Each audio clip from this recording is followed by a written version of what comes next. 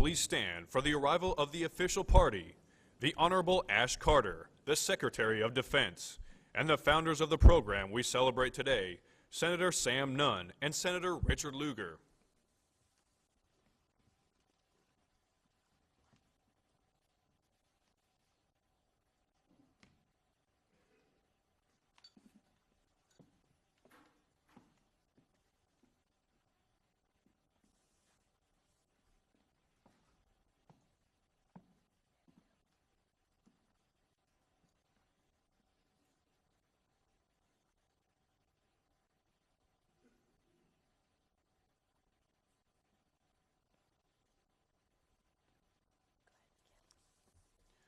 Good morning, ladies and gentlemen, and welcome to the ceremony recognizing the achievements in non-proliferation through the Nunn-Lugar Cooperative Threat Reduction Program over the last 25 years.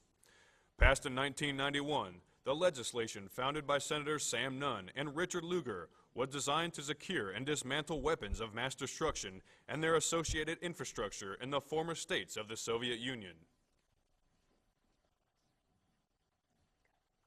Please be seated. Ladies and gentlemen, the 25th Secretary of Defense, the Honorable Ash Carter. Good morning. Good morning, everyone.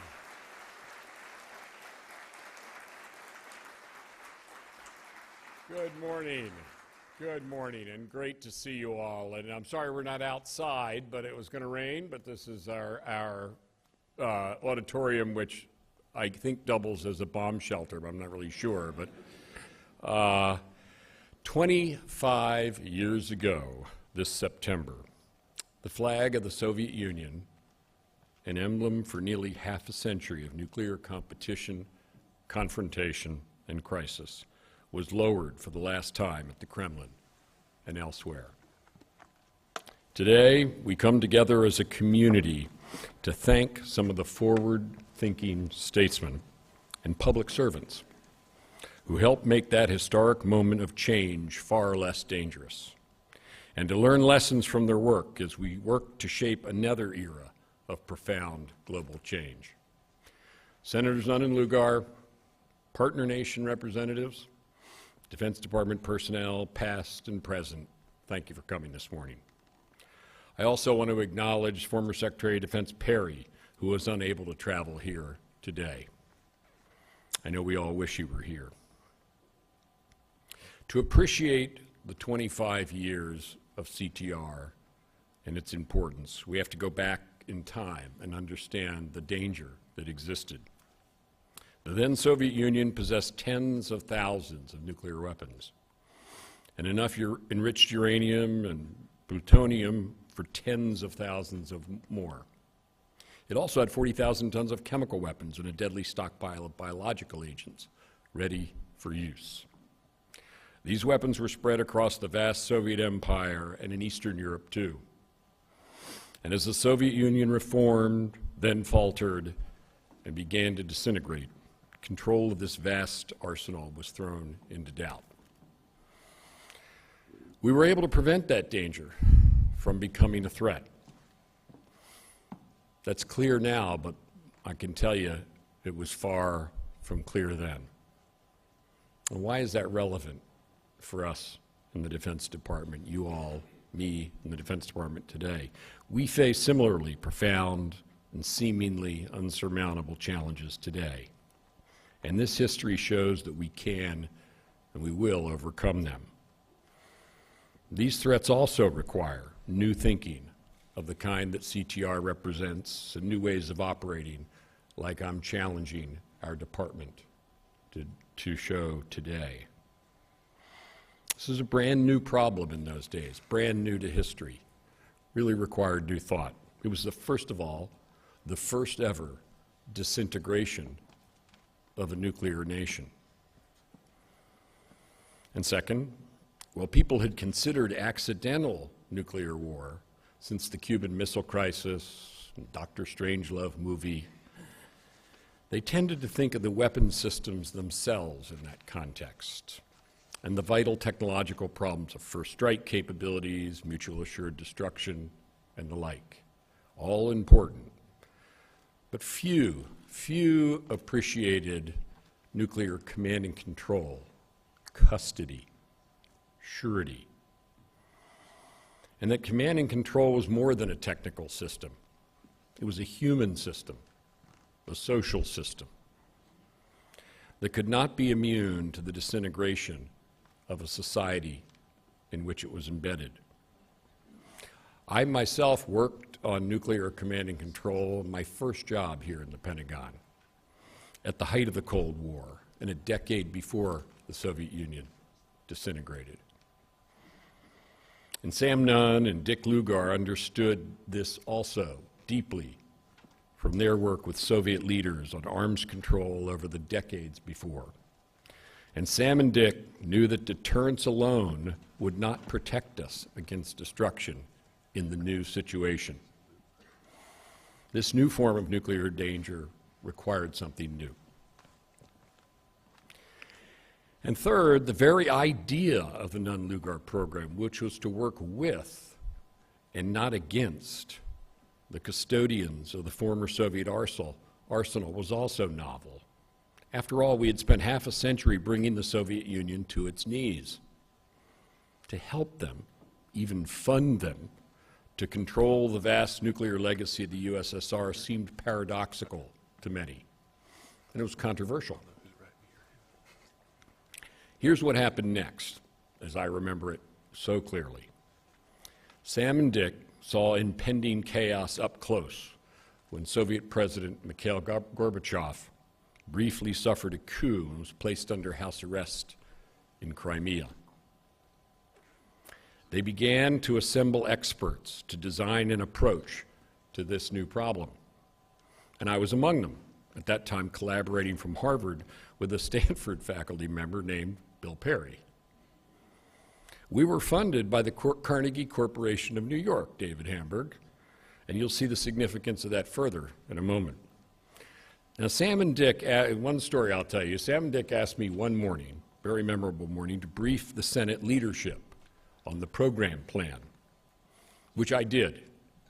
And sort of being young and sort of new to this thing, I stood up and I started to talk, and I talked for a while, and finally Sam said, "Okay, that's enough."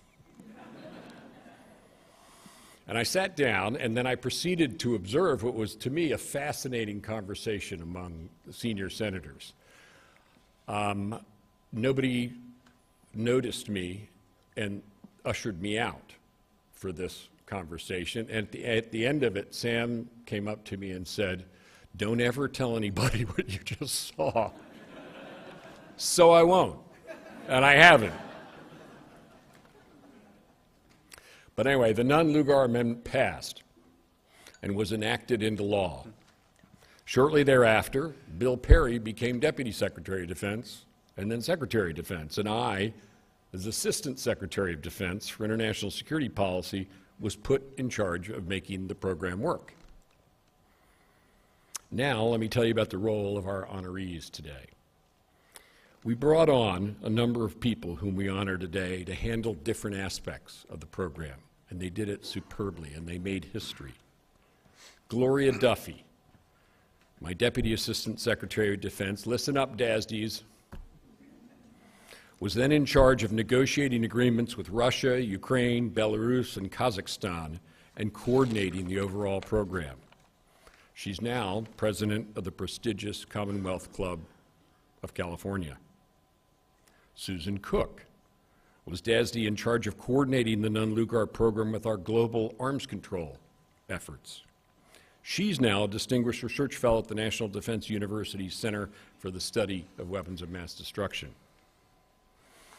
Liz Sherwood Randall was a DASD in charge of overall defense relationships with the former Soviet states, all 15 of them. She is now Deputy Secretary of Energy and couldn't be with us today. And Laura Holgate. Laura was my assistant at Harvard, responsible for managing the study effort that made our contribution to Nunn-Lugar. And she flew the analysis I used at the Senate breakfast down the night before on what used to be the old shuttle in the National Airport. Laura was later Gloria's successor as DASD for CTR. She's now a special assistant to the president and director of weapons of mass destruction, terrorism, and threat reduction at the National Security Council. Jane Wales. Jane was chair of the Cooperative Security Program at the Carnegie Corporation of New York, which David Hamburg, who's present today, was the president of, who saw the importance of this problem and funded our work.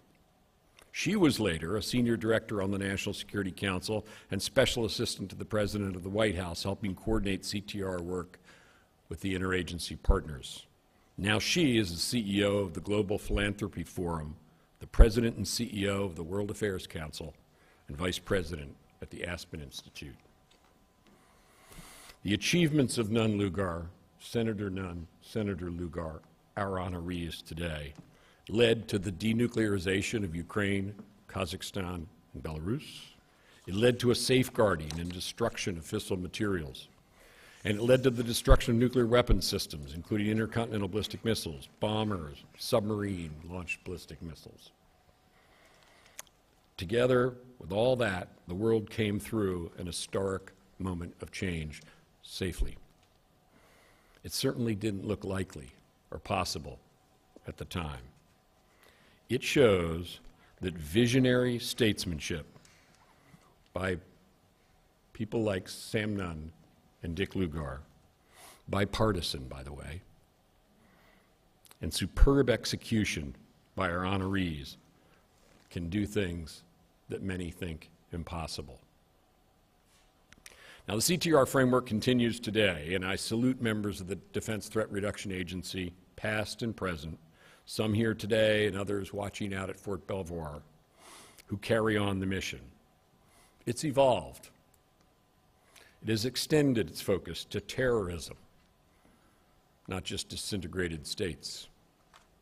It's extended its work to chemical and biological weapons. And it's gone global, far beyond the borders of the former Soviet Union. Today, to mark CTR's 25th anniversary, we're dedicating what will now be called the Nunn-Lugar Conference Room in the SecDef corridor on the E-Ring, right across from my office. That conference room, which we've all used, henceforth the Nunn-Lugar Room.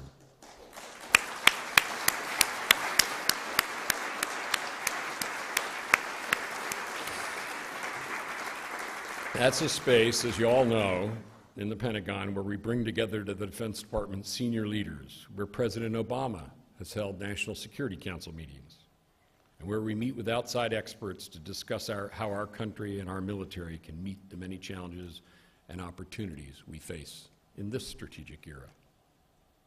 From this day on, anyone who enters the Nunn-Lugar Room, presidents and policymakers, military and civilian officials, scholars, business leaders, will walk past a plaque that reminds them of the forward-thinking programs, the bipartisan cooperation, and the enduring legacy of Senators Nunn and Lugar. And their example will inspire today's leaders and tomorrow's to take novel and even paradoxical steps to develop new ways of thinking and operating to continue to keep the nation safe and leave our children a better world. We're also presenting today the first Nunn-Lugar Trailblazer Awards to some of the members of that first team who helped bring the CTR program to life: Gloria, Susan, Liz, Laura, and Jane. I traveled the world with this team, many others, as we worked to realize the Nunn-Lugar vision, make the world safer. With this award, we're recognizing each of their contributions to history.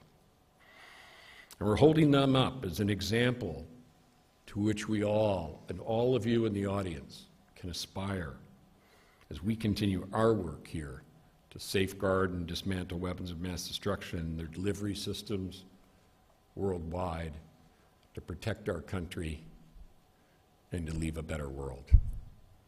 Thank you for coming. And now, let's give them their awards.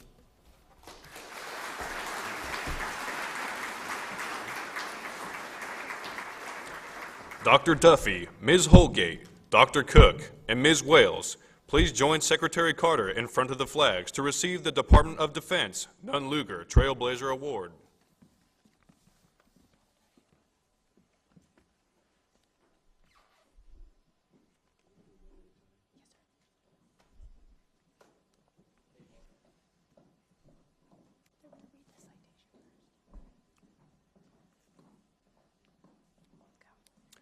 Ladies and gentlemen, please stand.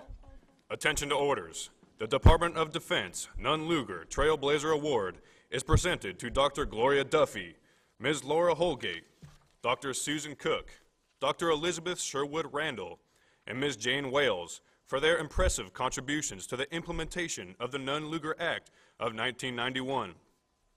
This group's dedication and creativity gave life to the landmark legislation that has guided the department's efforts to prevent the spread of biological, chemical, nuclear weapons, and related materials worldwide. The group blazed a trail that led to the elimination of more than 2,650 Soviet missiles and bombers, capable of delivering warheads to the United States. In addition to their efforts, led to the reduction of deployed strategic nuclear warheads from more than 13,300 warheads in 1994 to fewer than 2,000 deployed in Russia today, along with helping to secure the former Soviet Union's remaining nuclear weapons and materials. This group was instrumental in exporting U.S. leadership of and facilitating contributions from nearly 20 nations to support efforts designed to help Russia destroy 2 million artillery rounds filled with lethal chemical agents. The stockpile located at Shucha posed the greatest proliferation threat to the United States and our allies. Furthermore, they initiated efforts ultimately resulting in the elimination of an anthrax production facility in Kazakhstan, which had been able to produce 300 tons of anthrax for the Soviets in just 90 days if given the mobilization order. They facilitated the elimination of Ukraine's strategic delivery systems and led assistance to Belarus and Kazakhstan in meeting their commitments under the START I treaty. The international structures they developed provided a safety net for scientists who worked within the WMD complex, and they found American partners to facilitate transition to production of non-defense products. They provided sound counsel to their leadership, including the Secretary of Defense. The distinctive accomplishments of the group reflect great credit upon themselves and the Department of Defense. Please join Secretary Carter in congratulating Dr. Gloria Duffy, President and Chief Executive Officer of the Commonwealth Club of California.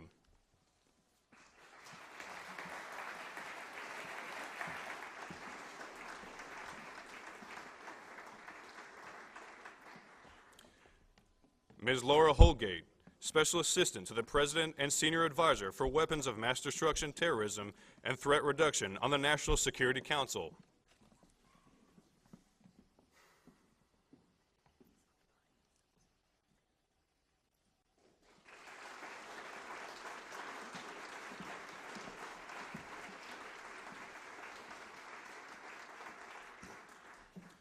Dr. Susan Cook, a Distinguished Research Fellow for the Center for the Study of Weapons of Mass Destruction at the National Defense University.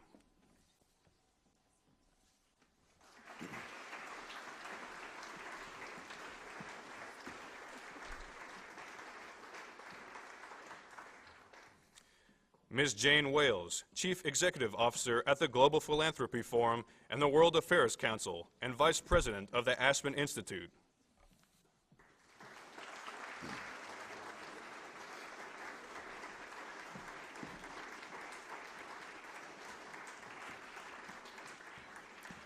Senator Lugar and Senator Nunn, please join Secretary Carter and the award recipients on stage for a photo.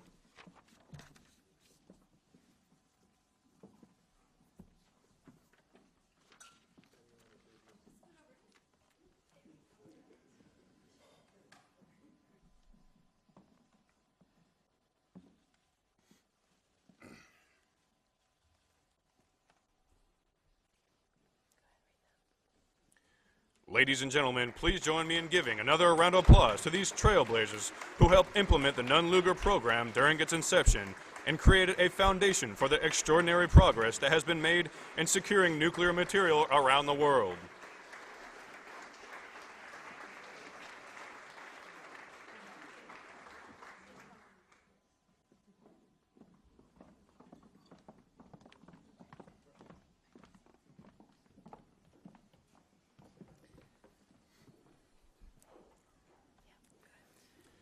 Ladies and gentlemen, please welcome Ms. Laura Holgate, the recent recipient of the Nunn-Lugar Trailblazer Award and the Special Assistant to the President and Senior Director for Weapons of Mass Destruction, Terrorism, and Threat Reduction on the National Security Council, who will moderate a panel with Secretary Carter, Secretary Nunn, and Senator Lugar. So thank you, everybody. It's a little bit daunting to be in this position vis-a-vis the gentleman over there, but I'm sure I speak for the rest of the honorees if I may take that bold move to thank you for your recognition of the team that really launched this. And for me, if Nunn-Lugar hadn't been invented, I don't know what I would have done with my career. So I really appreciate your giving me something to do with myself for the last quarter century. But I just had a few thoughts to stimulate, hopefully, some interesting discussion, some backward-looking, some forward-looking, and just really to start, kind of where Secretary Carter, you identified in your remarks how really experimental, in some ways, this theory was. Had anyone proposed something like Nunn-Lugar in 1987, they would have lost their national security credentials. And yet, just a few years later, that was the critical answer to our re-evolved nuclear national security threats. And so I'd invite any of you to talk about how you got to that point from a confrontational way of looking at our major national security challenge to the cooperation concept that was really key. Persuaded the Congress and the country to do it, you ought to say. We persuaded them, Mr. Secretary, with your analysis, which was not only timely, but it was absolutely essential. David Hamburg is in the audience, and of course Jane has been honored. Carnegie had sponsored your effort. I got back from the Soviet Union. It was still the Soviet Union at that time, after attending a conference in Budapest, Hungary, and this would have been in summer of 1991. Gorbachev had just been taken prisoner. One of my Russian friends went back from the conference. Gorbachev was released. He called me, asked me to come to Russia. I saw firsthand the turmoil. I saw firsthand the concern of the Russian military and civilian leadership that was in chaos itself about their weapons of mass destruction, 30,000 nuclear weapons, 40,000 tons of chemical weapons, I'm told at least weapon usable, smallpox, other biological weapons. So it was very clear to me there was a very clear and present danger. Long story short, I come back home, try to put it in the Defense Conference report. Les Aspin was totally involved in that and partner in it. It got tossed out because it was out of scope and everybody was gasping. How could we possibly spend money helping the Soviet Union? I recruited Dick Lugar, who already knew about the problem, who bought into it totally. Two of us found out about this study Ash Carter had done. The rest is history. We got Ash to come. We had a number of meetings sitting around a round table in my office, and we persuaded one senator after another on both sides of the aisle that they should support it.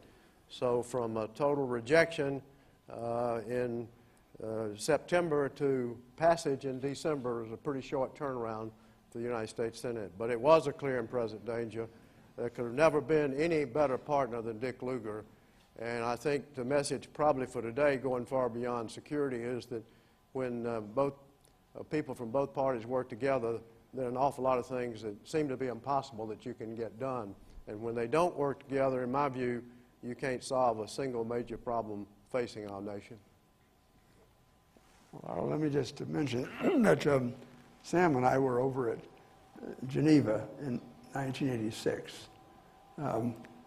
The president asked, as I recall, over a dozen senators, bipartisan group, to go to Geneva to witness the negotiations with the thought that a two-thirds majority was going to be required for an arms control treaty. And this was the first time it looked as if something might be possible with the Soviet Union. As it turned out, things fell apart and nothing occurred in Geneva in '86. But Sam and I visited with some of the Russians over in the Russian consulate and elsewhere. He already was acquainted with a number. And really throughout the next 5 years until '91, during our trips, sometimes together, sometimes separately, and we visited with Russians who began to clue us in about the disintegration of the Soviet Union as they perceived it. So not a total surprise. But I mentioned really an awesome experience that I had. It was with Sam, and we were sitting around a round table in his office in 1991. He had the adventures already that year in Russia that he's described. But these were Russians that we had met. We couldn't call them friends, they were acquaintances, but people who took us seriously. And I remember they said to us, you folks in the United States are going to have a lot of trouble because our soldiers are deserting. People that are guarding these weapons are leaving, and they're not getting paid. And there might be some who will take off some fissile material or other stuff with them to try to sell to other nations. Now, this whole idea of 40 years of mutually assured destruction counted upon the thought that the United States and the Soviet Union guarded our weapons satisfactorily. There were not going to be accidents of somebody shooting inadvertently. But the Russians were posing the fact that we couldn't really count on that. So I remember asking, what do you want from us? And they said, a lot of your money. And we're going to need technicians to help us take down the missiles, take the warheads off of the missiles, and all the rest of it. And we're going to need it soon. Now, already, Sam has said he'd worked with Les Aspin, he'd worked with others, but it became apparent to both of us that we had only a few weeks before the end of the session in 1991. And with the help of a lot of able people, we formulated the Nunn-Lugar Cooperative Threat Reduction as an amendment to another appropriation bill that had nothing to do with defense or anything else, as you recall. And we had this wonderful breakfast that Ash Carter came down from the Belfer Center to address. Very, very important in the understanding, once again, of a large bipartisan group of senators gathered around the table that day. And then Sam and I both really worked both sides of the aisle in preparation for what was going to be a very climactic vote on this amendment, and it passed, but not without objection. There were a good number of senators saying, not a dime for the Russians, not a dime. They don't deserve it. They ought to deserve what they're going to get and what have you. And we tried to explain it was our problem, in addition, very much so. They were never really convinced that, you know, after we passed Nunn-Lugar, the fact is that for 20 years we needed appropriation bills every year. It meant that we really had to line up the forces because the Congress changed, administrations changed, lots of things changed. And we found likewise that even after we passed this, Senator Byrd carved out of the $500 million that we had appropriated, $100 million, take it down to $400 million. He was not the only one that had some skepticism. Starting with the President of the United States and the Secretaries of Defense and State, they wondered, who are these guys, Sam and Dick? What the devil do they think they're doing?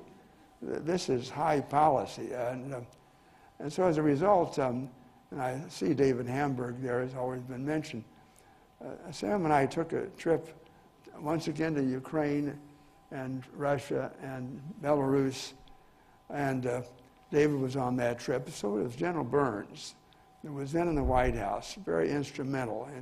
And there were other staff members of the president and other senators.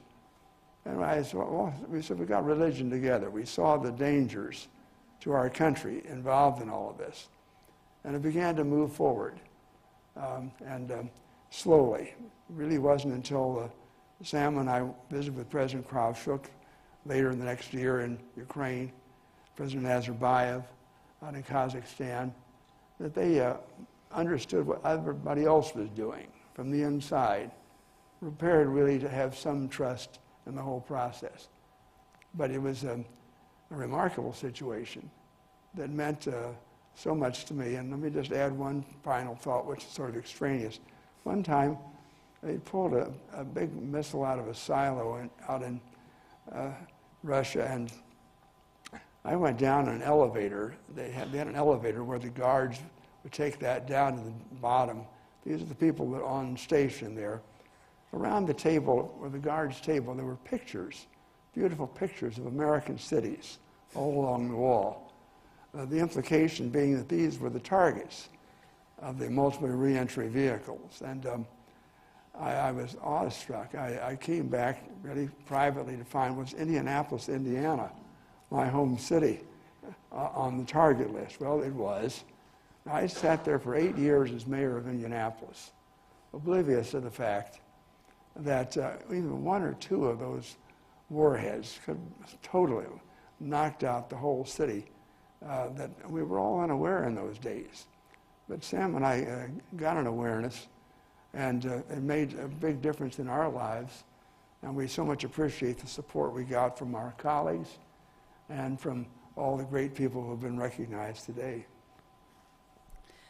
What a wonderful crystallization of that revolution that you were wise enough to see coming, and that Ash and Secretary Carter and soon-to-be Secretary Perry had also seen the origins and in time to apply an intellectual process to that and have some policy answers to the risks that were beginning to be visible from the two senators. And I continue to believe that this is one of the classic examples of the academy and the public policy community really coming together, and one that we need to continue to nurture and replicate. You've hinted at some of the challenges. I'd like to see what each of you might point out of the biggest hurdles in those early days of turning Nunn-Lugar cooperative threat reduction from kind of a random thought to a no-kidding Pentagon program, and both internally and externally in terms of the Pentagon and in terms of our international partners. I'll tell you, as the guy who's told go do this, we didn't have anybody who remotely knew how to do this. Even we had a huge and very expert intelligence community that was capable of sort of looking from the outside in, but not working from the inside out. We had a lot of people around here who were very gifted at deterrence, survivability of weapon systems, and so forth, but nobody who had worked with these countries or these militaries.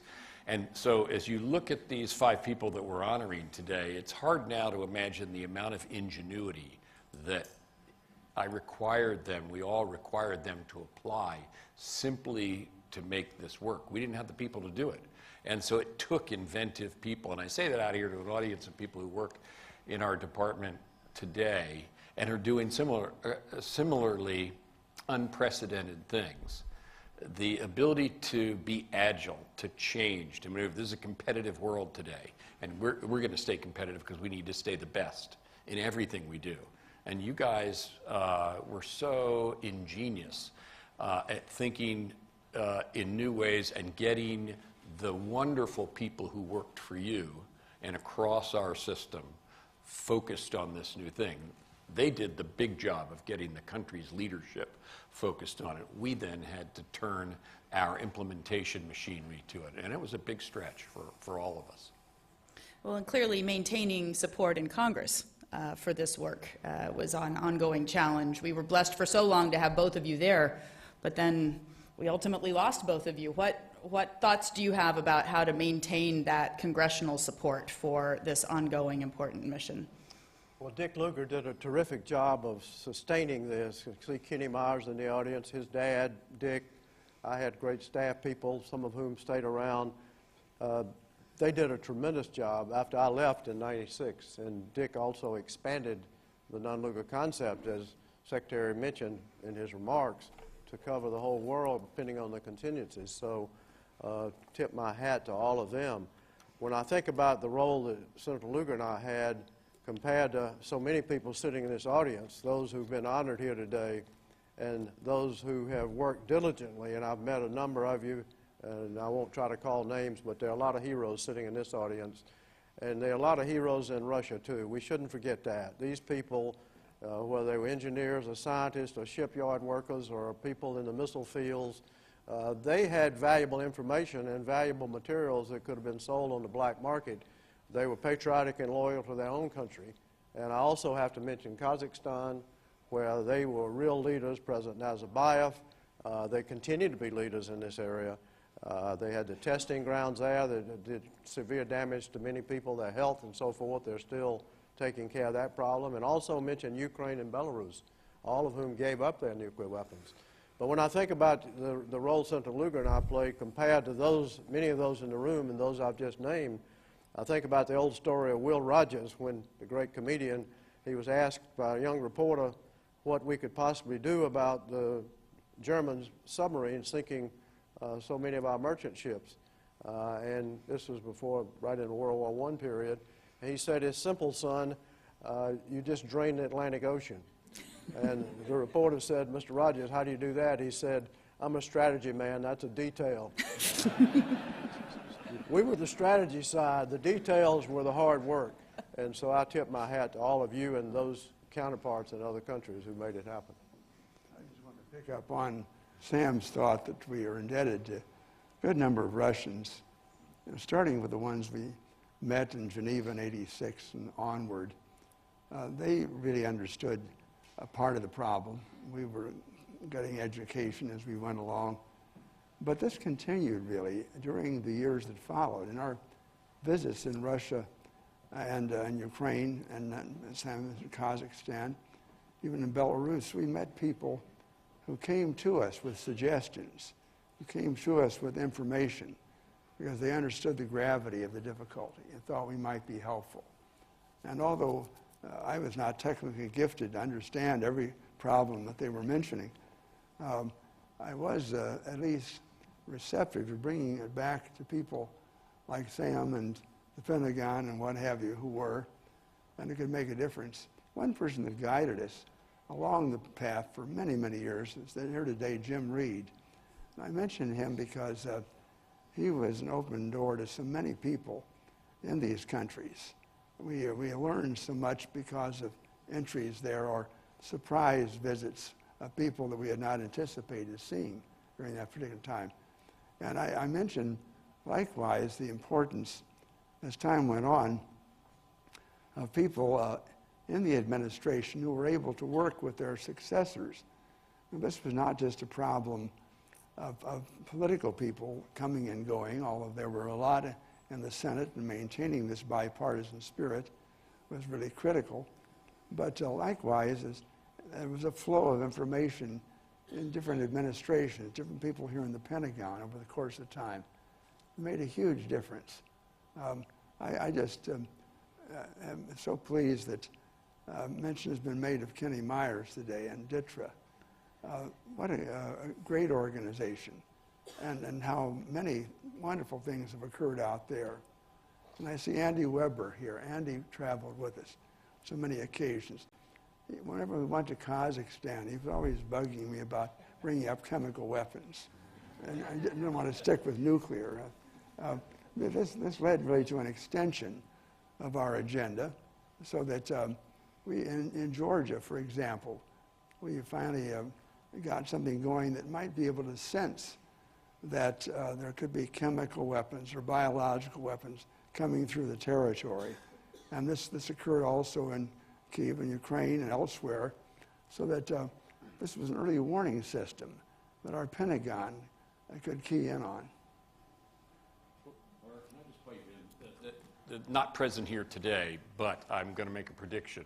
Our future Trailblazer Awards will be given to those in the countries with whom we cooperate. Cooperated and cooperate.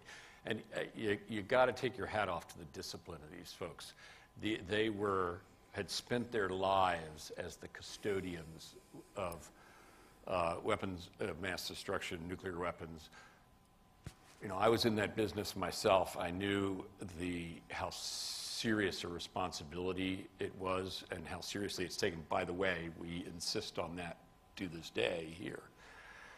And the professionalism, the discipline, the recognition that amidst the wreckage of everything that they had known in their lives, this incredible responsibility to all of humankind that came with their knowledge and their responsibilities was uppermost in their mind. It was extremely impressive, and it meant that we had a very disciplined and very competent group of people to work with. And they're not here in this room today, but they will be. And I can't, we owe a great debt, we the world, to those in the military and the technology system of the former Soviet Union for helping to make their societies make this transition in a way that was safe for them and for all of us. It's a very, very big debt. Laura, let me tell one little quick story about Senator Lugar and the relationship between the executive and legislative branches of our government. We went in a meeting with President Kravchuk of Ukraine at a crucial time where he was trying to decide and lead his country to whether to give up nuclear weapons. At one point, it looked like they weren't. This is 93, 94 time frame. So we go in his office for probably an hour and a half meeting.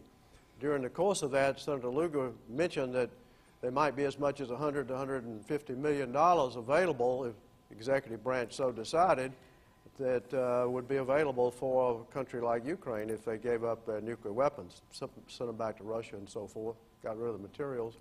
So we didn't realize it. When we walked out, the whole Ukrainian press was outside, TV cameras everywhere. Whereupon President Kravchuk said, Senator Lugar has just pledged $150 million. So it was unauthorized. There was a violation of separation of powers. It was unconstitutional, but it seemed to have worked. So. Well, I'm so glad that the role of the scientists and officers and defense industrialists was mentioned, because that's something I've certainly always felt. And it's, in some ways, it's ironic that the parts of the Nunn-Lugar vision, the original Nunn-Lugar vision that were designed to be to give address to those risks and those challenges were the most difficult to maintain public support for, and ultimately the tools to do that have shrunk significantly over time. So that debt continues to grow, as you mentioned. I'll just end with an offer of. Obviously, we've done a lot of traveling, the four of us together. It's been my honor and pleasure, and as the scope of Nunn-Lugar has increased globally, and not just in the former Soviet, everybody's got a travel story. My favorite one is going with the four of you to Shucha.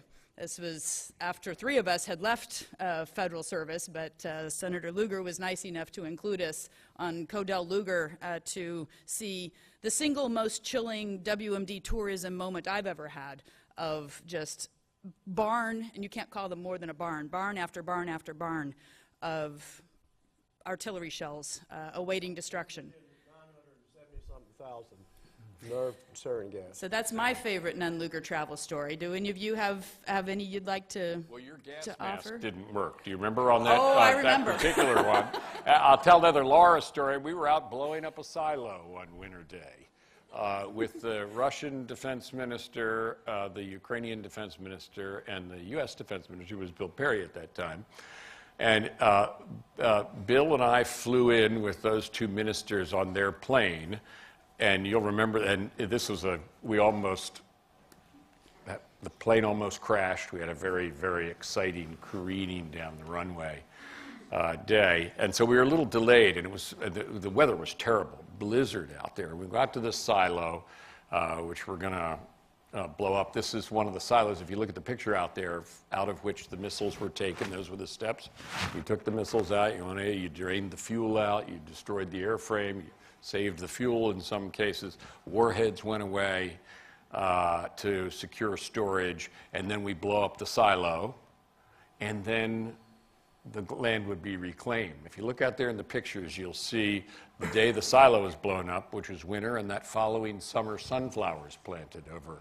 And that's the same, by the way, silo that we went down in where the Launch Control Center was that had the U.S. cities on. But Laura and Susan were out advancing that trip. And we landed, I'll never forget, I walk up there, and Laura has been standing next to the silo for I don't know how long. She was white. The wind was coming in this way. She was white one half of her, and she's standing at attention with all these people. Great day, great day. Lots of good trips. Any travel logs you'd care to share, Senators? Let me just augment the story that Sam has already told about President Kravchuk and Ukraine. Our trip to Ukraine came just after the election of President Clinton. It was in November of 1992.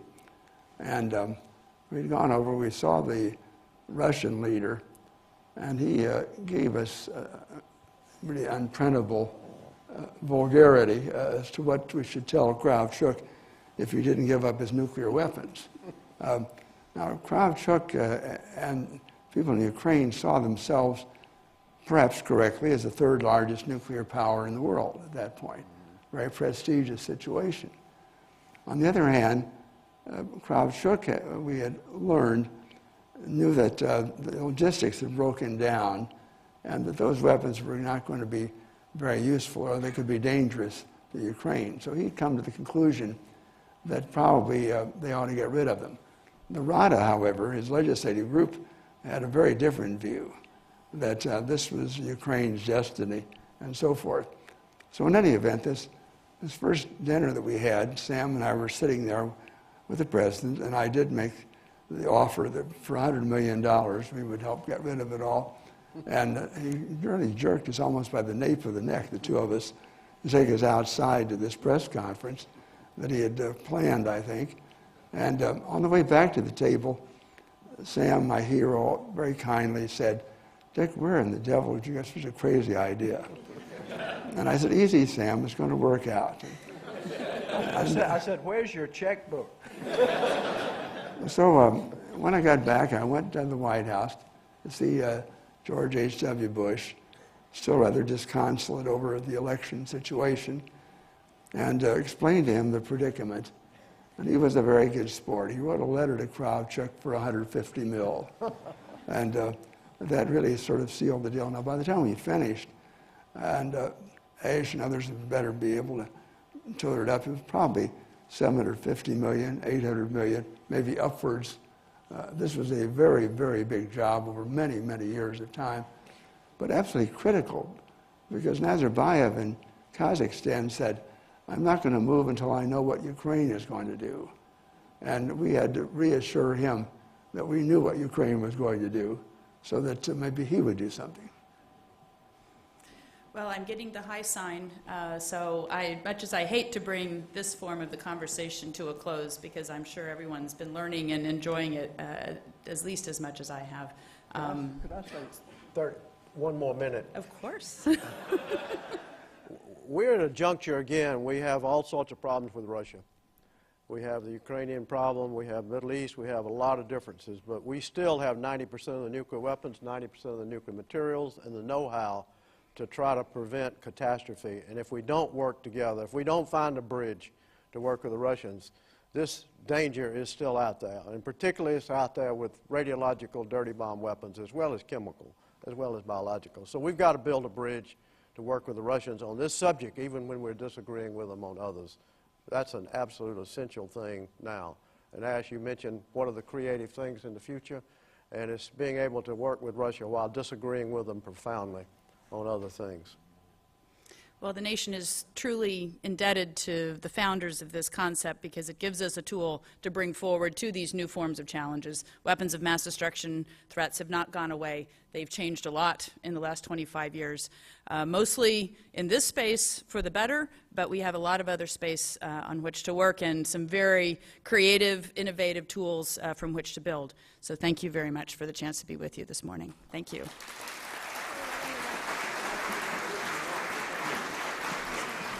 Thank you, Ms. Holgate. Ladies and gentlemen, this concludes our program.